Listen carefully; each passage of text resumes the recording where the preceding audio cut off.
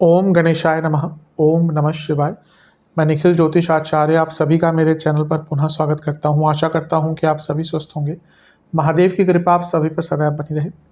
ये वीडियो मेष यानी कि एरीज के लिए बहुत विशेष है, क्योंकि वीडियो है 30 जून से 6 जुलाई 2025 के साप्ताहिक राशिफल के बारे में। कैसा रहेगा आने वाला सप्ताह मेष के लिए। जो मेरा साप्ताहिक राशिफल होता है वो प्रमुखतः चंद्रमा और उनकी गति पे आधारित होता है। चंद्रमा वैसे तो बहुत विशेष ग्रह हैं, बहुत विशेषताएं हैं उनकी, लेकिन प्रमुखतः बहुत तेज भागते हैं, मन के कारक हैं, और जिस भाव में जाते हैं ग्रहों के साथ संबंध संपर्क बनाते हैं उनको बहुत एक्टिवेट कर देते हैं। इसीलिए डे टू डे एक्टिविटीज़ पर उनका इम्पैक्ट बहुत होता है और इसलिए साप्ताहिक राशिफल की विशेषता बहुत होती है। क्या प्रभाव रहेगा आने वाले सप्ताह में चंद्रमा के इस गोचर का हमारे जीवन पर, क्या संभावितः अच्छा हो सकता है, बुरा हो सकता है, इन सभी चीज़ों को समझने के लिए, जानने के लिए, पहचानने के लिए ये जो साप्ताहिक राशिफल होता है ये अति विशेष होता है। यदि आपकी लग्न राशि या चंद्र राशि मेष है, दोनों ही गाइडेंस के लिए इस राशिफल को देख सकते हैं। जहाँ से ज़्यादा सूट करता है, रिलेट करता है, वहाँ से इसको ऑब्जर्व कीजिए।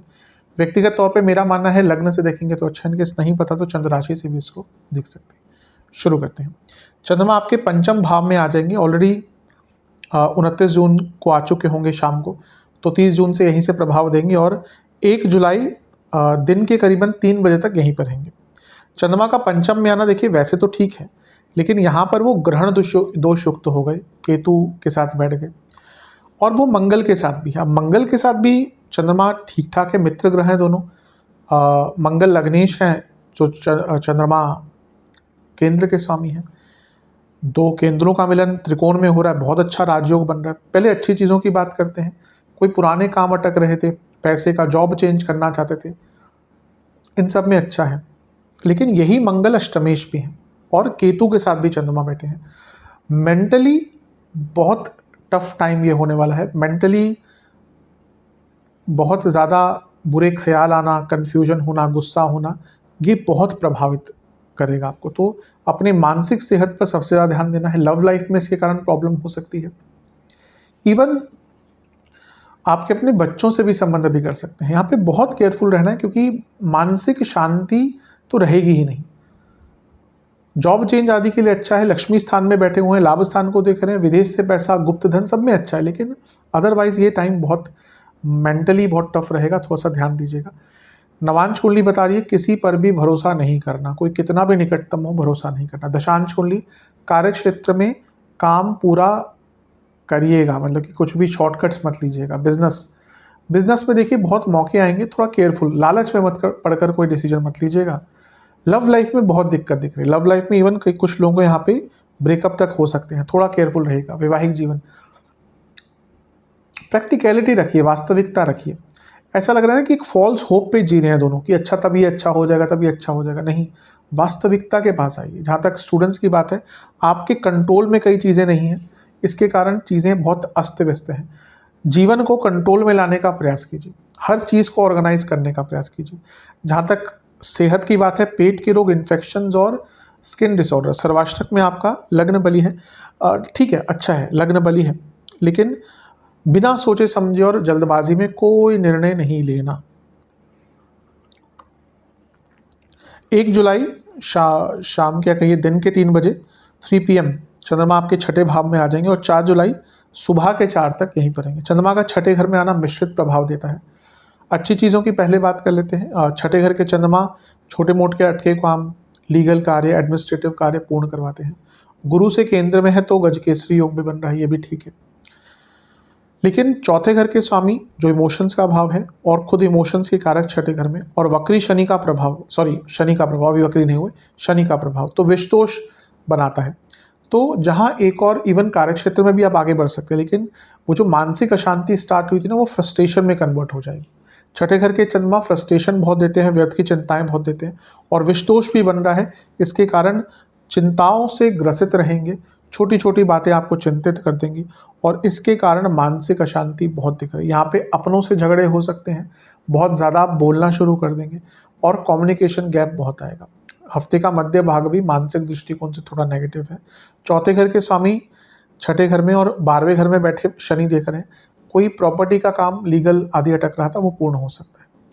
नवांश कुंडली बताती है कि कम बोलिएगा, जितना इस टाइम में कम बोलेंगे उतना आपके लिए अच्छा रहेगा। दशांश कुंडली कार्य क्षेत्र में सेम चीज़, बहुत मत बोलिएगा, क्योंकि दिख रहा है कि आप थोड़ा बहुत ज़्यादा ही बोलेंगे। जहाँ तक बिजनेस की बात है, बहुत खर्चे होने वाले हैं, बेकार के खर्चे, फालतू के खर्चे बहुत होंगे। लव लाइफ ठीक है, ऐसी कोई दिक्कत नहीं दिख रही, लेकिन एक ही प्रॉब्लम मुझे यहाँ पे लग रही है कि बहुत सारे लोग आप दोनों को ना इन्फ्लुएंस कर रहे हैं और आप दोनों इन्फ्लुएंस हो भी जा रहे हैं। वैवाहिक जीवन में अचानक से बड़े झगड़े हो सकते हैं। स्टूडेंट्स, आप एक काल चक्र में फंस गए हैं। ठीक करना है, करना है, करना है, ये करूँगा करूँगा करूँगा, ये ठीक करेंगे करेंगे करेंगे, कुछ करेंगे तो लेकिन कुछ भी कर नहीं पा रहे। ये जो एक गोल चक्र में घूम गए हैं ना आप, इससे निकलने की कोशिश कीजिए, क्योंकि आपको लग रहा है कि आप आगे बढ़ रहे हैं, लेकिन आप बिल्कुल भी आगे नहीं बढ़ रहे। बहुत केयरफुल इस चीज़ को समझिएगा। बहुत प्लानिंग अच्छी चल रही है, लेकिन धरातल पर कुछ भी देखने को नहीं मिल रहा। तो इन सब चीज़ों पर काफ़ी ध्यान दीजिएगा। सेहत के दृष्टिकोण से पेट के रोग, नसों के रोग और कोई पुराना रोग है वो तंग करेगा। सर्वाष्टक में आपका फिर से लग्न बली है, चिंताएं बहुत रहेंगी। कई बार तो यहाँ पे ऐसा लगेगा कि एक्चुअल में उतना बड़ा कोई प्रॉब्लम होगा नहीं, लेकिन चिंताओं में ग्रसित होने के कारण प्रॉब्लम को खुद इनवाइट करेंगे आप। 4 जुलाई सुबह के 4 बजे के आसपास चंद्रमा सप्तम में आ जाएंगे और सप्ताह के अंत तक यहीं पर रहेंगे। चंद्रमा का सप्तम भाव में आना एक प्रकार से ठीक ठाक माना जाता है, वैसे न्यूट्रल ही कहते हैं, लेकिन क्योंकि केंद्र के स्वामी है और यहाँ पे आ गए और लग्न को देख रहे हैं, तो ये राजयोग भी बन रहा है, तो ये ठीक है। हाँ, हफ्ते के शुरुआती 2 भागों के कंपैरेटिवली जो अंतिम भाग है आपका वो काफ़ी अच्छा रहेगा। यहाँ पे राहु का दृष्टि भी, अब चंद्रमा पर राहु की दृष्टि कन्फ्यूजन तो क्रिएट करती है, लेकिन राहु 11वें घर में बैठ के देख रहे हैं और गुरु की दृष्टि भी है। गुरु भाग्येश है, दोनों देख रहे हैं। चंद्रमा 4थे घर के स्वामी है, प्रॉपर्टी खरीदने के लिए, बिजनेस के लिए बहुत अच्छा योग है।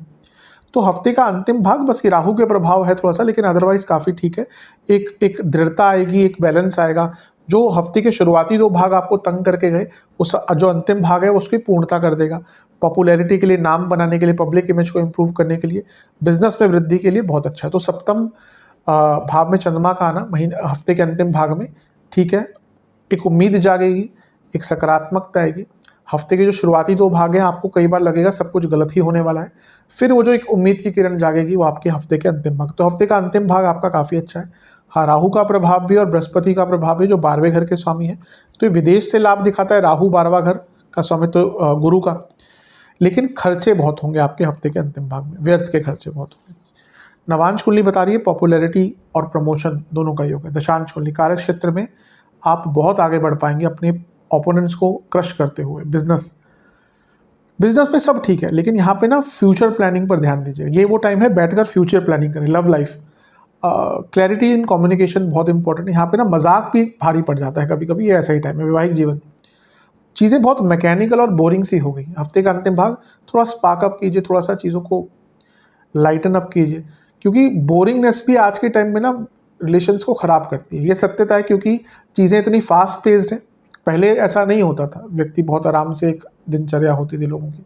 आज के टाइम में दिनचर्या भी अलग है, कोई रात को काम कर रहा है, कोई सुबह काम कर रहा है, इतना कुछ चल रहा है।